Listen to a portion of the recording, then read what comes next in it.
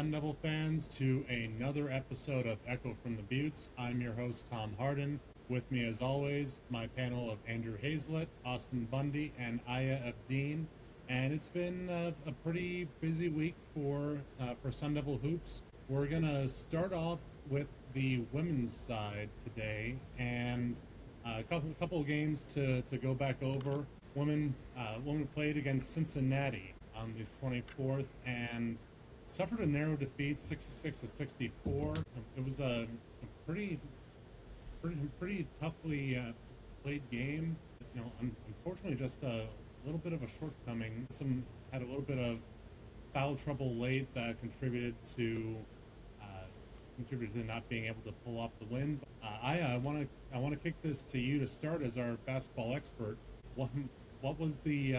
What was your takeaway from that loss on the road in Cincinnati? So basically, I'm running errands at a Target, but I'm just here sharing a recap of the women's basketball. I'm still here. So basically, that what led to the Sun Devils blowing an 18-point lead. They were up by 18 in the first half, and then and then in the second half, foul trouble and careless turnovers have led to the Sun Devils losing that game after losing the lead, which Cincinnati's freshman guard Joya Crawford scored the game-winning layup, which Gabby Elliott had the ball, and then it was stolen by Crawford, and she laid it in with 2 seconds, and then McKenna Brackens had a chance to make a three-pointer, and then it did not go in, so that led into a Sun Devils loss. So I had the opportunity to ask guard Gabby Elliott about what they need to work on. Elliott said that the Sun Devils needed to look on to the film, and they don't like losing that way. So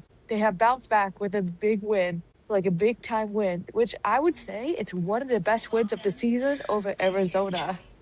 So basically, like, they have done a lot better when it comes to crunch time situations on Wednesday's game compared to Saturday when it comes to the defense. So we're gonna get more into that for sure. Yeah, we'll circle back to Wednesday's game here in a little bit, but looking back at the line score, a 5-point second quarter, you're not going to win very many games that way. Austin, your 10,000-foot view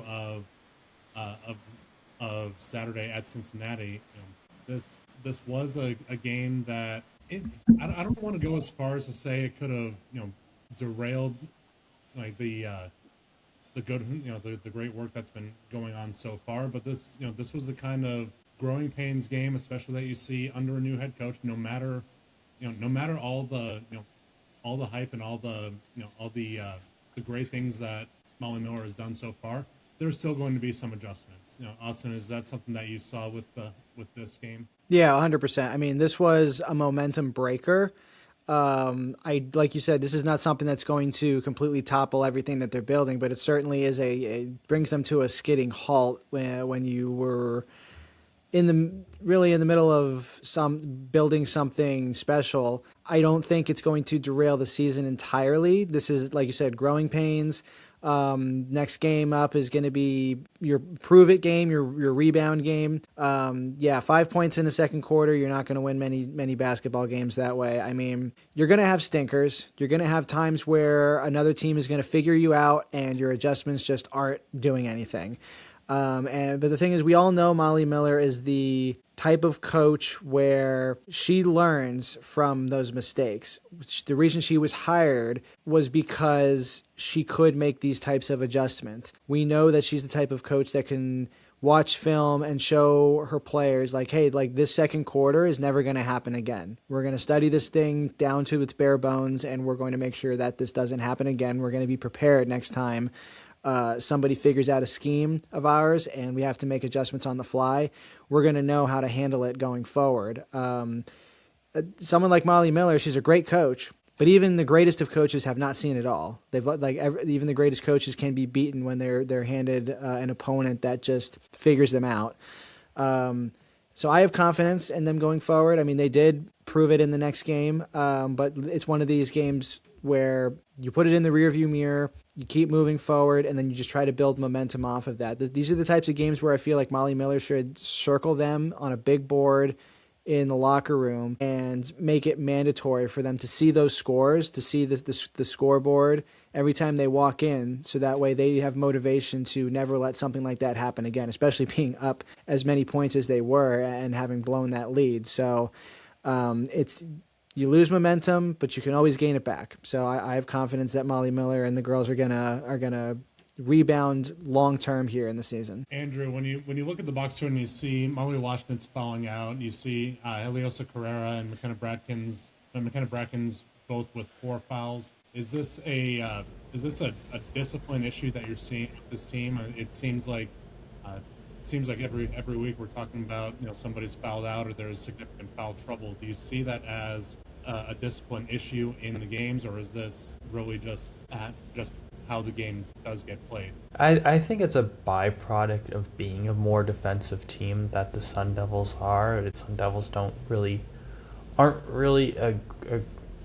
an offensive team per se, but Molly Miller, that's what she is. She's a defensive team, and I think that's just the product of having a primarily defensive team. Is you're gonna foul more, and I would expect on the other side you're gonna have other teams fouling more than what they typically do. Yeah, 23 fouls combined for the Sun Devils against 20 fouls for Cincinnati. I think that speaks very well to your point about just not only fouling a lot, but drawing a lot of those fouls, but being able to contain that and not have it become a systemic issue. That's really the big key going forward for the Sun Devils.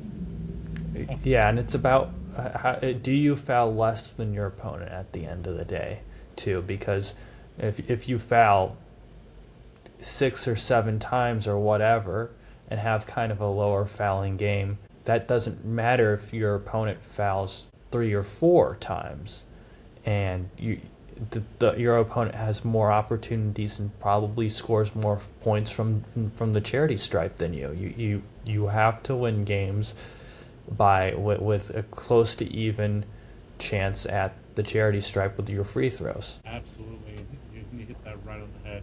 We talked about that get right game to follow up, and what better of a get right game than going up against your in-state rival? As we're recording this on Thursday, Wednesday's game was hosting the school from down south, and for me personally, that was my first time seeing the Molly Miller experience in person, and I'm on board with the Molly hype. Just seeing the energy that she brings, Yes. and the excitement that comes from the crowd, and seeing what she gets out of her players, and it's so much more apparent when you're watching it in person rather than just watching it on TV. For sure. For sure. This was absolutely the definition of a get-right game. 68-61 final score. It did get a little bit dicey coming out of halftime. I believe it was a 13-0 run for the Wildcats coming out of the halftime break, and had me sitting there. I was sitting behind enemy lines, but seeing the sea of red around me just start to get their voice and get that momentum, I was sitting there thinking, is this going to be, am I going to be 0-1 in my women's basketball career? But thankfully the ladies did pull it out. You were sitting a section over from me in press row. Yes, I was. What was your biggest takeaway from yesterday's game? So I do have to say, the Sun Devils had an attendance with 6,151 fans in attendance, which was the most against the Arizona Wildcats in program history. And to see how literally electrifying this crowd is, to be honest, it still gives me the chills, especially with how women's basketball has been, growing for the last few years, which, I mean, the Molly Miller effect is in great hands. Like, you can see how Graham Rossini came into the program as the athletic director, brought in Kenny Dillingham. He said, activate the Valley. Boom. Led to an appearance in college football playoffs and especially winning the Big 12 championship.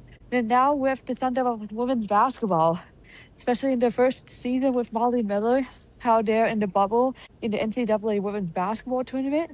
I mean, what a huge turnaround. last season, it was my second season when I was reporting for the women's basketball team for the state press. They were 10-22.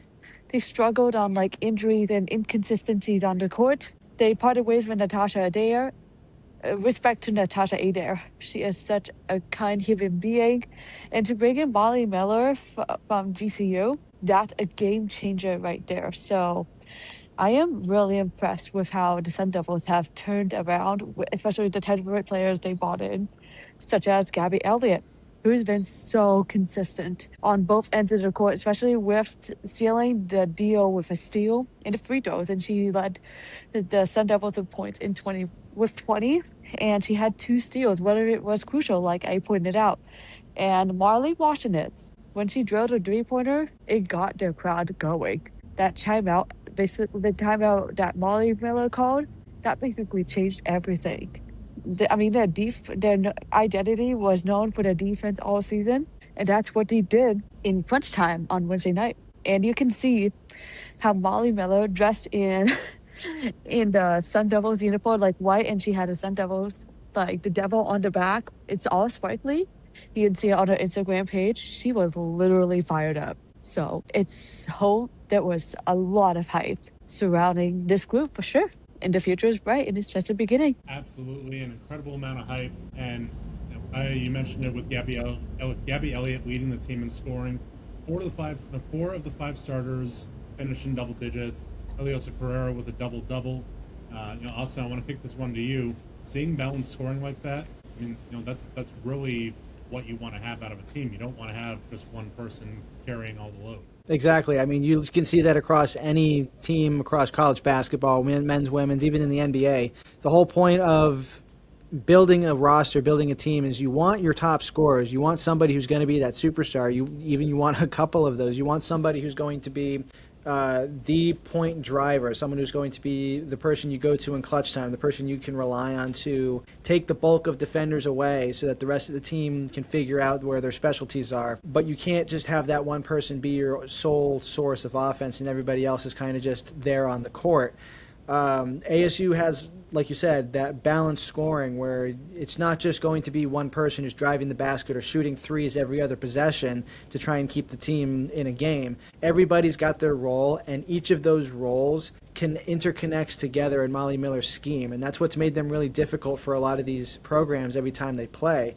When everybody is clicking and doing what they need to do in their role, it's very hard to defend against them because you don't know who to pick on. You don't know who it is that's going to be going into each play. Like, this play was designed for X player, but the next one is designed for Y.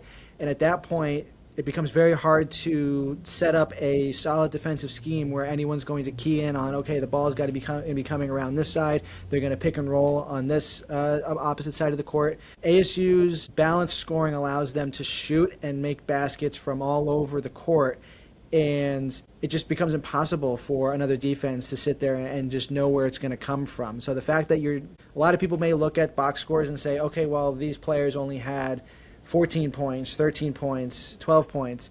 But if you've got 3 or 4 people in that box score with at least that much spread out across, I mean, that's a winning team right there because it means you've got multiple threats that are going to be coming at your opponents. And if, say, somebody gets into foul trouble, it's not the end of the world. You can pull somebody from your bench, and if you have the depth, it's going to be a plug-and-play situation, and that's what Molly Miller's got. So, Andrew, when you're looking at this team and you're looking at the box scores, who are you identifying as that superstar on this Lady Sun Devils team? I'm kind of going to take this question in a different way because there's, like Austin said, there's so many different people.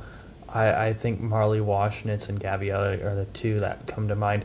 But I'm going to, like I said, take this in a little bit different way, Tom. Stick with me here. Is that the floor at Desert Financial Arena is the real MVP. Because ASU, 12-0 at home. They're one of 2 teams in the Big 12, the other one being TCU, that's undefeated at home.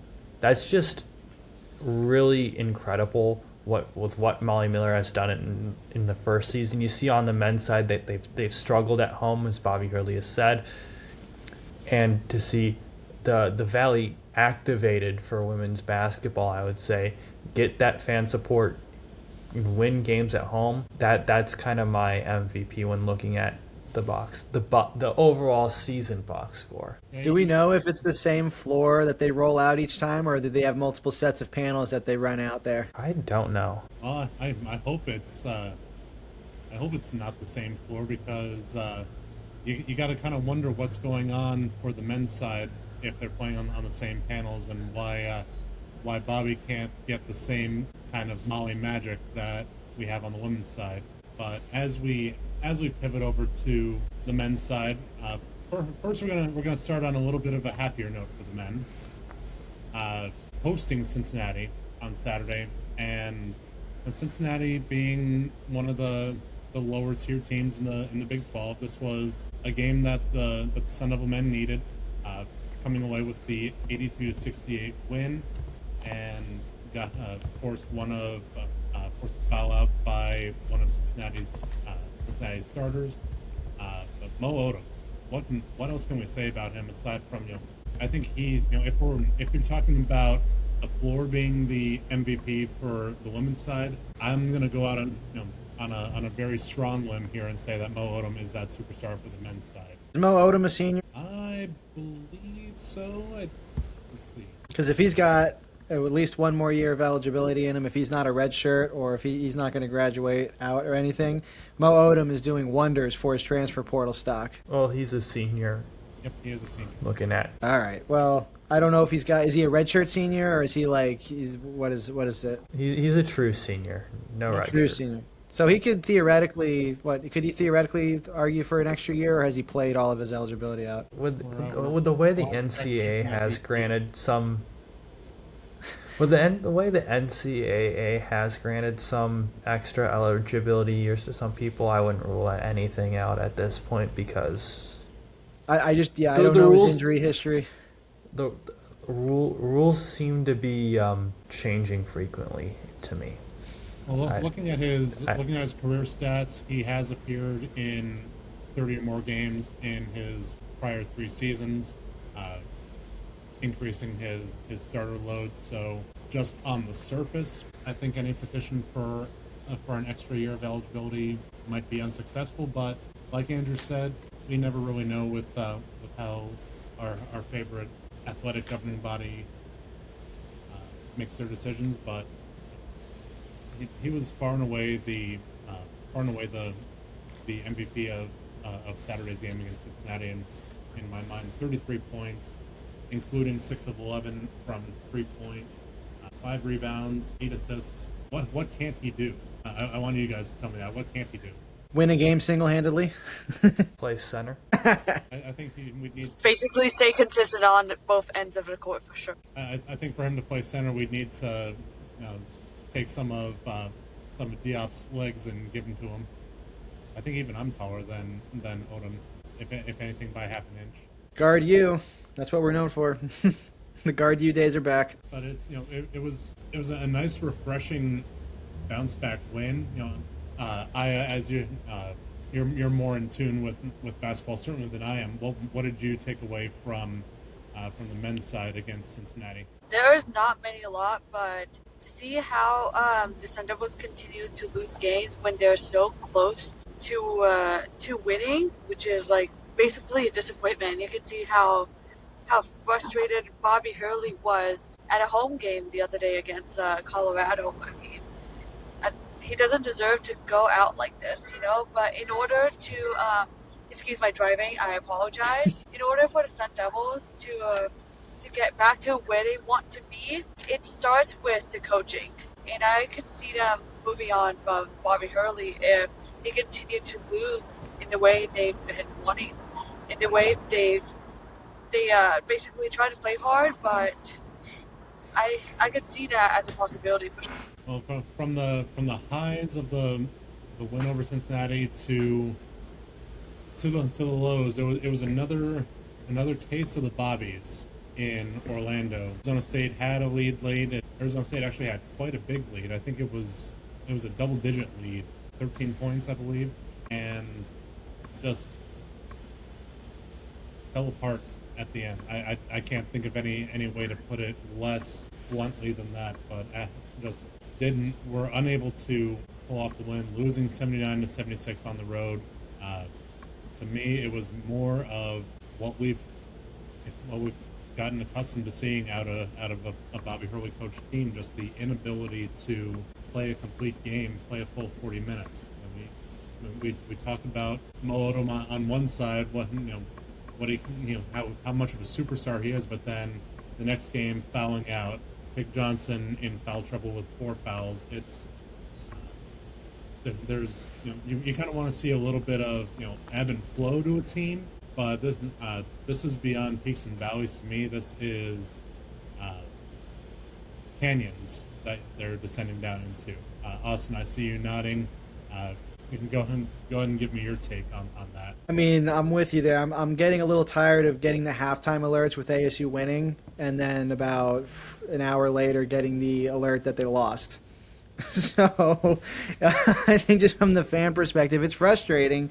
But also it's one of those just like, well, this is kind of what you expected going in. Just like we didn't know what we were going to get with this roster. We didn't know how Bobby was going to go into this final year. I mean, I think now that he has practically waved the white flag on the locker room, just like with the fact that his coaching is just ineffective now, and they're practically just marching him out there to play a game of basketball rather than playing true college basketball. You're going to lose more often than you're going to win if you don't have a consistent coaching message. You don't have somebody who the players will listen to make those adjustments if they're deciding just to play the way they're going to play. It's just to me, I mean, it's not necessarily unprecedented, but I think for ASU it is very unprecedented to have the type of situation that we're in, especially with the longest tenured coach, the most successful coach in program history, to go down this way, to just like complete chaos. Just essentially, I mean, like I see the games on their schedules now, and it's just I just go in expecting a loss. I don't have any expectations for them anymore. I really don't see them.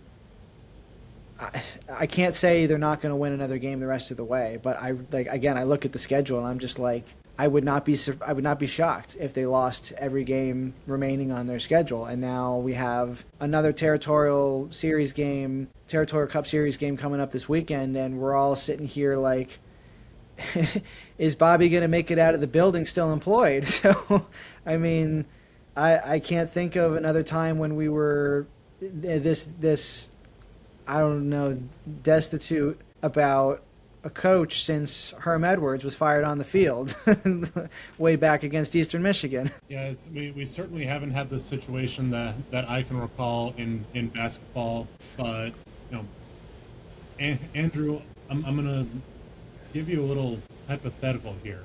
What kind of performance would it take to keep Bobby from not getting fired mid-season?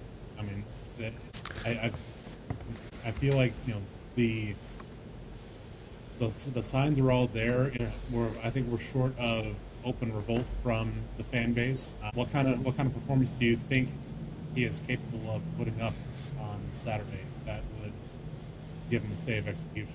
I think he's likely going to stay no matter what the result. I think the Sun Devils would have to get blown out by 50 or 40 or something big like that. It's not out of the realm of possibility.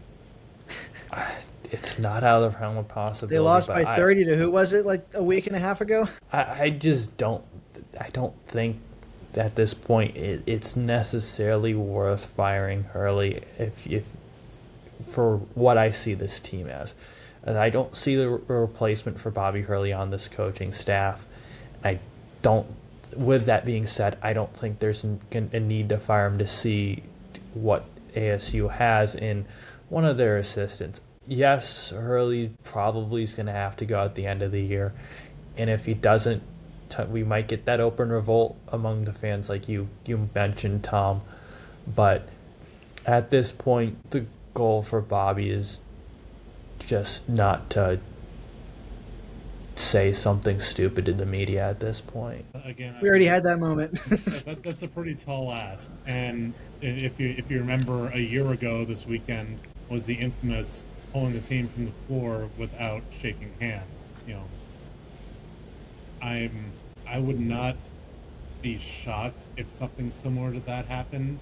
I don't want it to happen, but if it does, I think that would certainly have to be the final straw for Gramercini. Like, regardless of if you're going to let him play out the season, if he has another unprofessional show of sportsmanship post game like that, I think that would have to be the final nail in the coffin. But it's certainly dire times for Sun Devil men's basketball, and like you said, another looming matchup with that team down south on Saturday at noon. My hopes are not high at all. I will be in the building for that one. I'm going into it expecting disappointment. What do you guys see for that game? Certainly not as close as the last one, that's for sure. Yeah, I would expect it to be a bigger spread total than what we saw last game.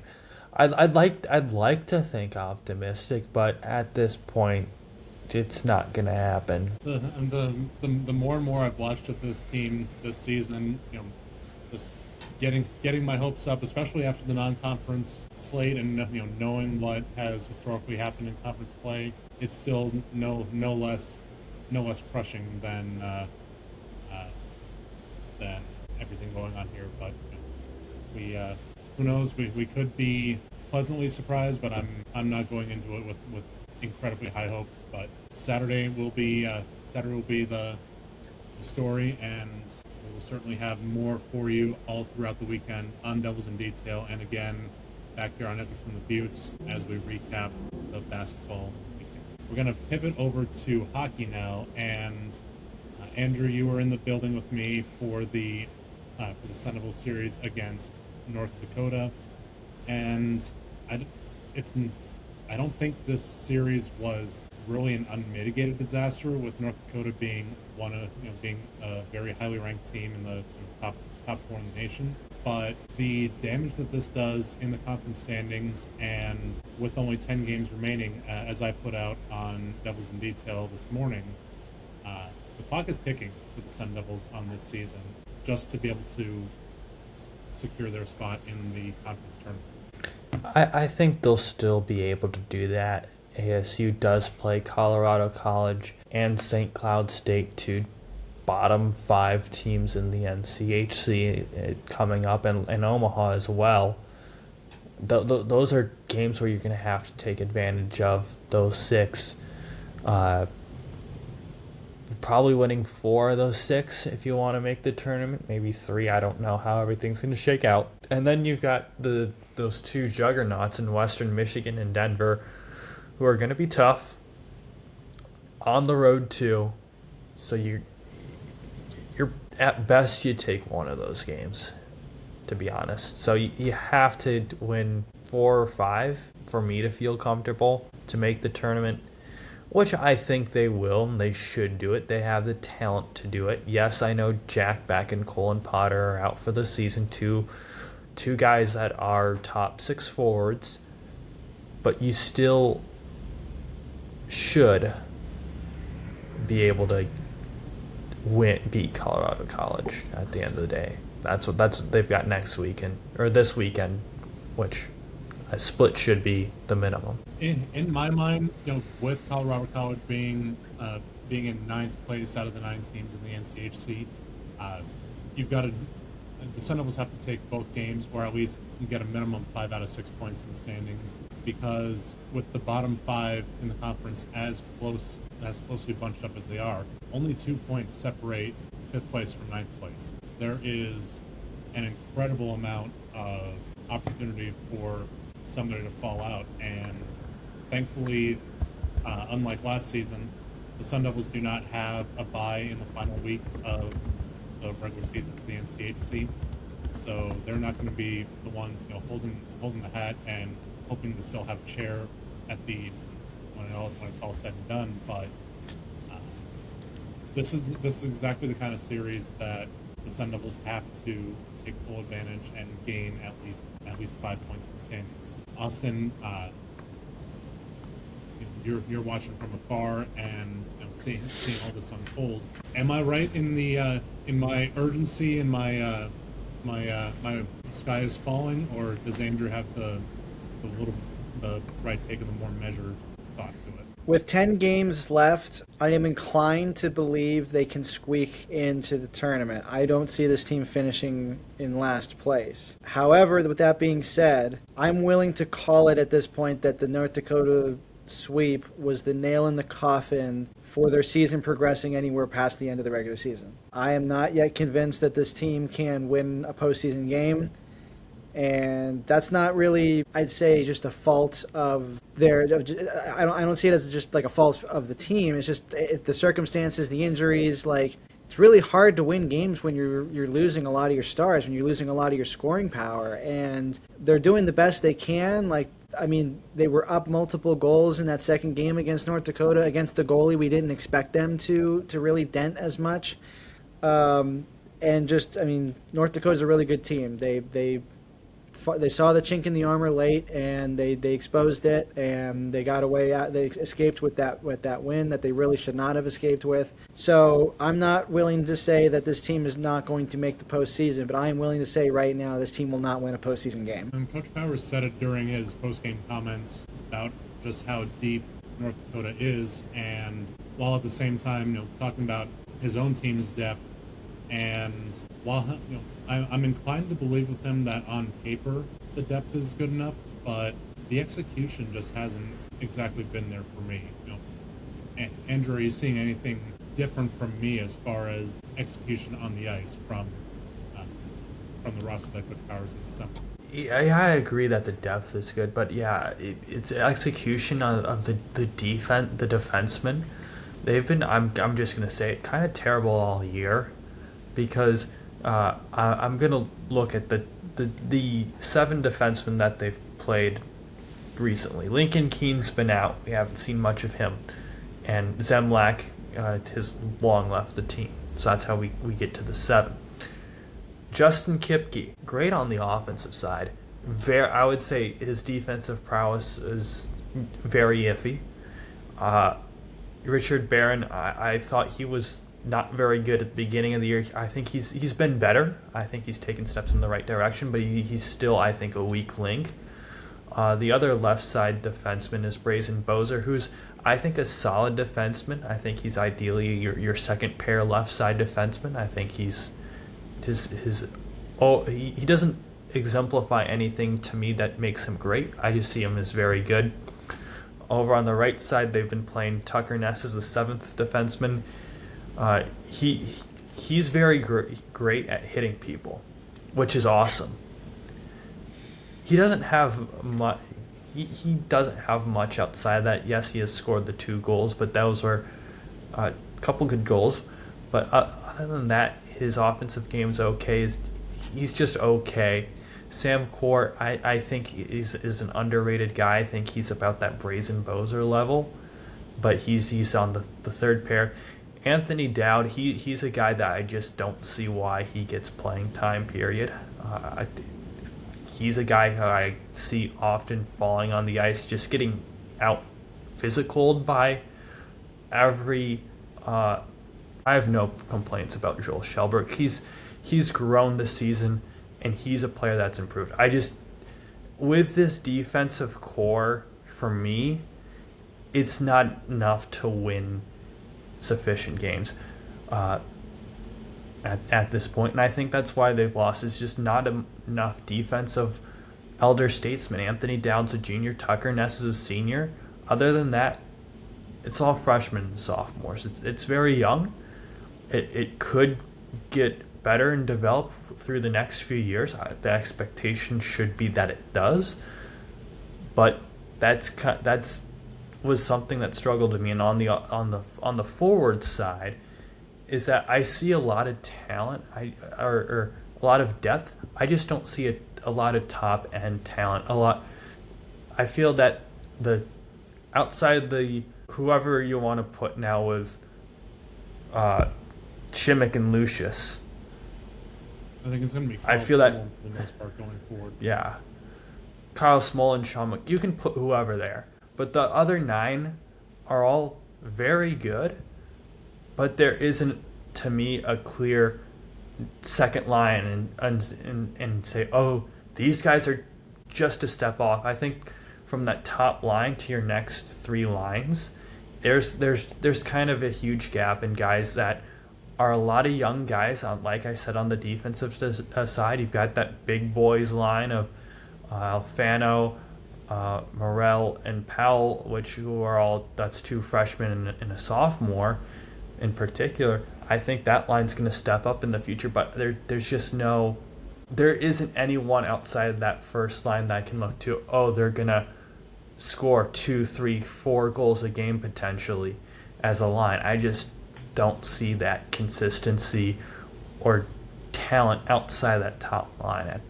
the end of the day. And I do want to touch on the goalies on this long ramble that I'm doing. I think both of these goalies, Coach Powers always says, this is the best goalie pair I've ever had, which he might be right. But the thing for me is that these are two very good goalies. Sam Urban, he's a freshman. He's going to develop into something, I think, potentially special. Connor Hasley, I think he's doing a good job, but I think it's just the defensemen have made them look worse than they actually are.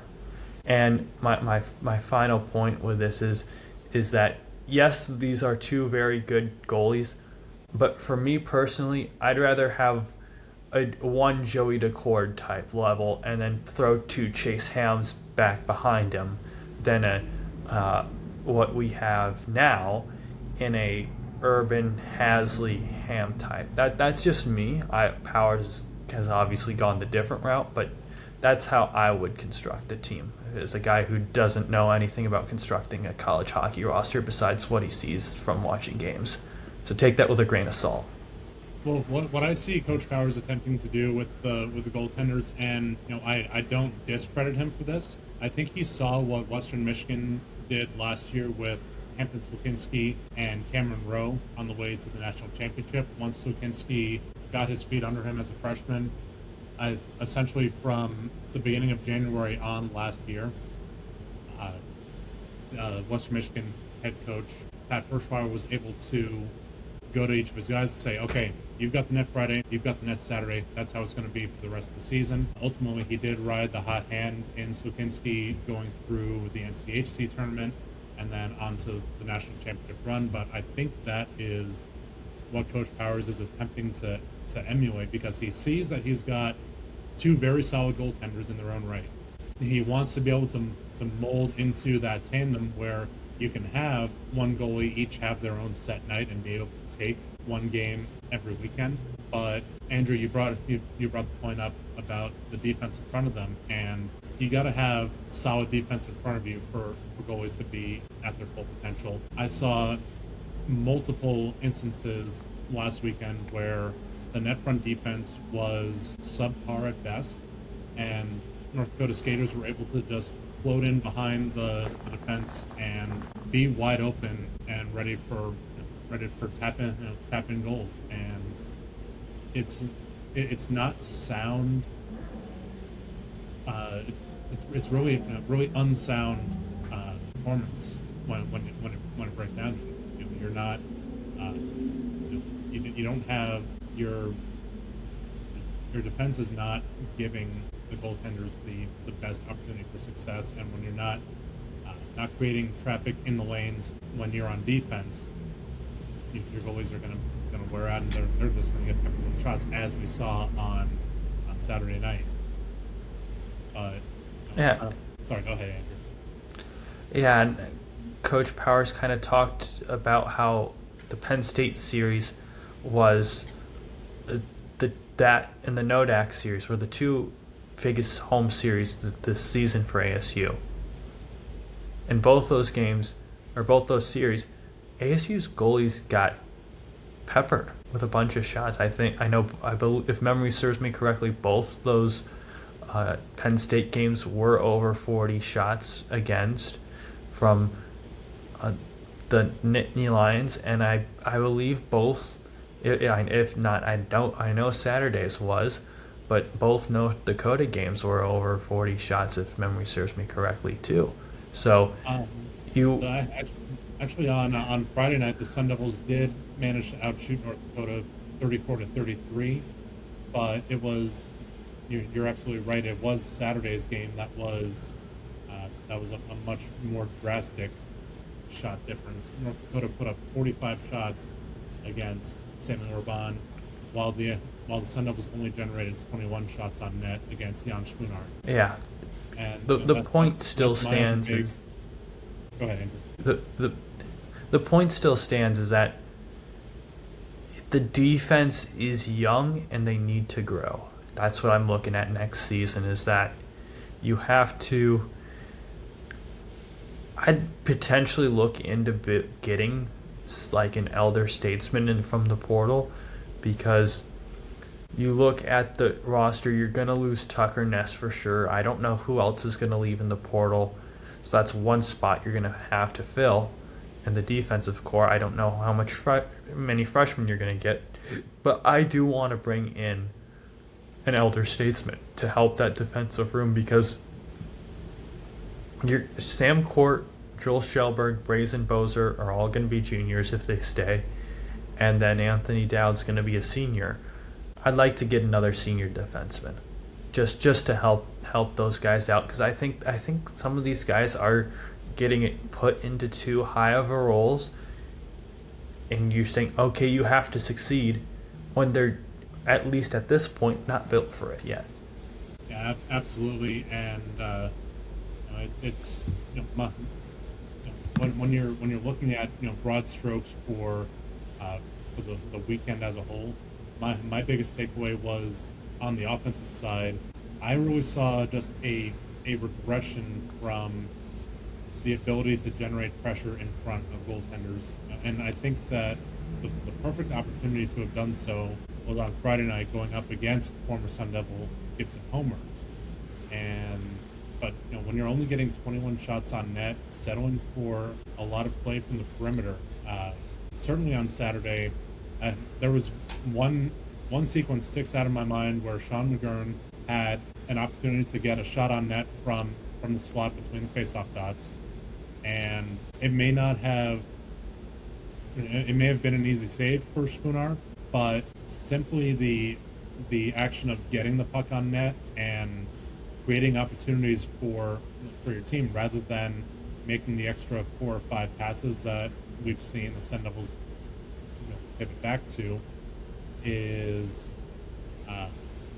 really just, I don't know, it's kind of, you're almost seeing the inability to make those in-game adjustments. Do either of you guys see that? I mean, considering we've had more often than not, games where ASU has led at some point by more than one goal and has gone on to either lose that game or have it go to overtime on them. Yeah, there are some things that they're not adjusting to that should be clearer to the coaching staff, or at least is not getting across from the coaching staff to the players and being executed. But again, I go back to the depth issue, and what Andrew makes a good point with a lot of these younger guys. You can only ask so much of underclassmen, and they're going to need somebody, an elder statesman. They're going to need somebody, an upperclassman, a defensive captain of sorts, who's going to take charge and be able to tell these guys, hey, quit doing X, Y, and Z. We need to focus on this, on 1, 2, and 3, and that'll fix our problem. Somebody who's been there before, who has been able to make those adjustments and has been coached well enough to recognize things on their own on the bench, instead of having Powers and the coaching staff have to drill these things into their heads on the bench and trial by fire type of situation. So these guys are getting an education out there, and I think they're going to be better for it. It's just unfortunate that this season is going to be a casualty of that. Yeah, I think as a whole throughout the past few years when I've watched Sun Devil hockey, is that the defense has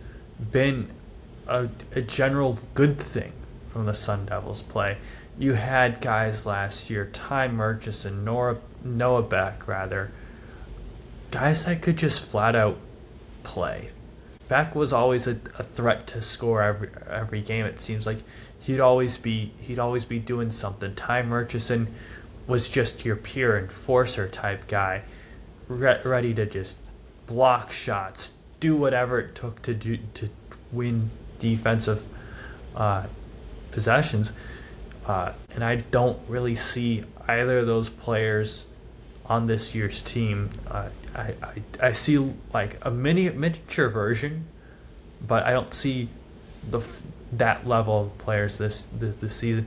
I want to go back to a couple other points Tom made, is that when I look at Sun Devil teams in the past, I feel that they've always kind of struggled. They like to pass it more often than I feel that they shouldn't. I like to be conservative, but sometimes I feel that they're too conservative when passing inside the net. That's what I've seen for seasons on end. I also feel that they've struggled with zone entries, and I felt like this weekend in particular they did struggle with zone entries. Just they like to do the dump and chase on the forecheck, which doesn't really work. I feel like outside of that big boy line that I talk about, that third line that's led by Logan Morrell at center, I just don't really feel that that's really designed to work.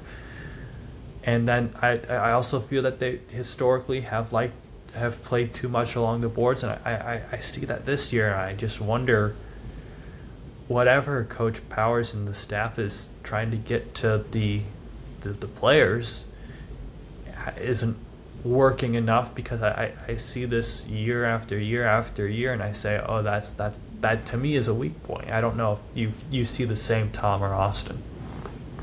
Yeah, for me, the zone entries and the really the forechecking, both their own forecheck and playing against other stronger forechecking is just really the big issue for me. And I also want to raise the point and get your guys' opinion on this. With how the Sun Devils played last year, finishing second place in the NCHC, do you think that was a product of just how good the roster was, or did the rest of the conference take ASU at a little underestimate them? Did the rest of the conference underestimate the Sun Devils and kind of get surprised when late in the season, they're top 4 position, getting home ice in the conference tournament? I'm inclined to believe that the conference as a whole did kind of take the Sun Devils not to be as much of a threat, and kind of played back a little bit. We saw it with last year's NCHC media poll. The Sun Devils were picked to finish 8th out of 9. It was starting to trend that way until the first series with Denver last in November of 2024, and that really jump started the season. I think that that was certainly the catalyst to get the team playing as well as it did. But I think on the whole, the NCHC just underestimated the Sun Devils. I'm wondering if you guys are seeing the same thing there. I kind of see something similar, but also different in that I feel it's more of there wasn't not a lot of tape on the Sun Devils that other teams had seen. ASU did frequently play Denver often before as an independent. I think they played Miami that year as the final year as an independent. I believe they made a few trips with Colorado College, but some of these other schools, I know North Dakota, they only played once in that the Vegas game, which ASU did win. There just wasn't a lot of film on the Sun Devils. These teams when they went up against them, and it's hard to prepare for something you haven't seen before as a team, because this team's a different team. And I think we might see the same thing with St. Thomas next year when they join the NCHC, is they might take a lot of people by surprise their first year, and then once teams start to see St. Thomas a second, third, fourth time through the order, say, oh, this is what you like to do, this is how we can prepare against it. Because I think for me it's a lot easier to, after you see someone, to make adjustments than versus when you're doing well and then try to make the right adjustments. I think you guys make excellent points on both fronts there, but I'm going to take option 3, which maybe shouldn't be weighed too much, but I think it was a bit of a down year for the conference last year, which is ironic to say considering Western Michigan and Denver were both in the Frozen Four. But the fact that the rest of the conference didn't necessarily have a huge impact on national standings relatively, but I think ASU benefited from the fact that everybody else, well, one, yes, didn't have a whole lot of tape on ASU, didn't really get a chance to prepare too much for their style of play. I do think ASU benefited from the fact that a lot of these powerhouse teams finished relatively mid-table last year, and ASU was competing at the top there for the entire year with Western Michigan, and I don't think a whole lot of people would have predicted that going in. And just the fact that teams that you're seeing this year who are traditional powerhouses in the NCHC, teams you expect to be around the top all the time, were not necessarily doing that last year, and I think that was just good timing for ASU, and also just they took advantage of the games that they should have won, they won, and the games that they weren't expected to win, or the series they weren't expected to sweep, they stole a lot of splits there. So I just think it's a timing thing. It's just, this is an off year, injuries, like there's a whole lot of perfect storm elements that are going into this, where last year it benefited ASU and this year it's going against them. I forgot about that. That's a really great point, Austin. Well, with 10 games left in the regular season, time will tell how this edition of Sun Devil Hockey will finish out, but we're all keeping our fingers crossed for as good a finish as possible. Sun Devils are on the road at Colorado College on Friday and Saturday night. Those of you in the Phoenix market, you will be able to watch the game on local TV on Fox 10, and both games do stream nationally on NCHC.TV, or listen to Tyler Paley and Alex Boyle on Fox Sports 910 Phoenix on the iHeartRadio app. We're going to close up our show this week with the ASU baseball celebrity softball game that will be taking place on Sunday, unofficial kickoff to baseball season. I think there's certainly there's a clear winner and a clear loser as far as the roster goes. What do you guys think about that?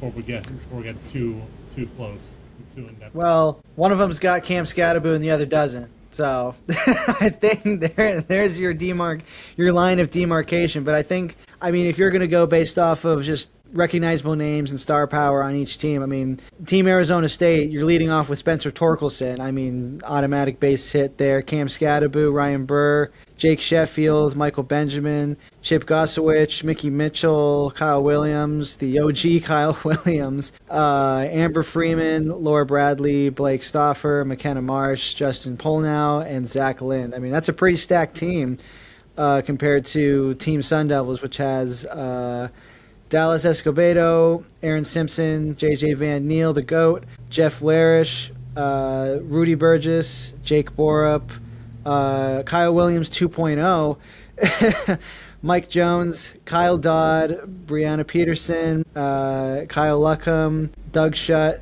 Eric Sim, and Cole Tucker. So, I mean, this is going to be probably a double-digit win for Team Arizona State if I'm going to make any predictions, but that'll be an interesting matchup. I'm very intrigued to see Cam Scottaboo with a bat in hand. One, to see how he swings it, and two, just to see if he decides to take a lick of it before he swings it. I mean, it would be completely on brand if he were to lick the bat while on the field. Is Cam Scatterbo going to try to just hit stick a position player or a catcher? We know that he loves to do it in football. Can he try to do it in baseball? Just absolutely run over someone? I mean, could this turn into the Sun Devils version of Banana Ball, even just with the antics that Scottaboo could get up to? I mean, he's going to lower his head. I would not be surprised if they send him around third and he lowers his head going into home. I might want to wrap whoever's behind the plate in pillows, in addition to whatever gear they may be wearing. Yeah, I would not want to be on the receiving end of Cam Scattaboo. I'd just duck and cover. I'd just be like, nope, here you go. You can have the plate. Just do what you will. Don't hurt me. But it's an exciting time. We will be bringing you baseball coverage as the season is starting to ramp up. That season gets started on February 13th, I believe. Correct, Andrew? I should know. I'm the so-called baseball expert here, so I double check you. I do have. Yep, that's right. February 13th versus University of Nebraska Omaha, which So is we're getting a college hockey rival. Getting an NCHC matchup on the diamond before we get the actual matchup on the ice. That'll be a fun little crossover that we could cover as that series gets started. And then the Tuesday after, it's another hockey school in Yukon. So not an NCHC school, but something to note there. Another Hurley connection there too. A little bit of home state pride for me as well. Don't worry, Sun Devil fans. Not defecting from the maroon and gold. I will not be repping my home state for that one. But we will be bringing you all the coverage of baseball, of hockey, of basketball as the season winds on for Sun Devil athletics. That's everything that I had for this show. Do you guys have any other walk-in topics before we sign off? From the East Coast, bitter cold East Coast. All right. Well, for Austin, for Andrew, for Aya, who was on with us for our basketball segment earlier. I'm And Tom David, who Ryan. is definitely real. And David, who is definitely a real person. Shout out to our listeners who may doubt him. I'm Tom Harden, and as always, give 'em hell, Devils.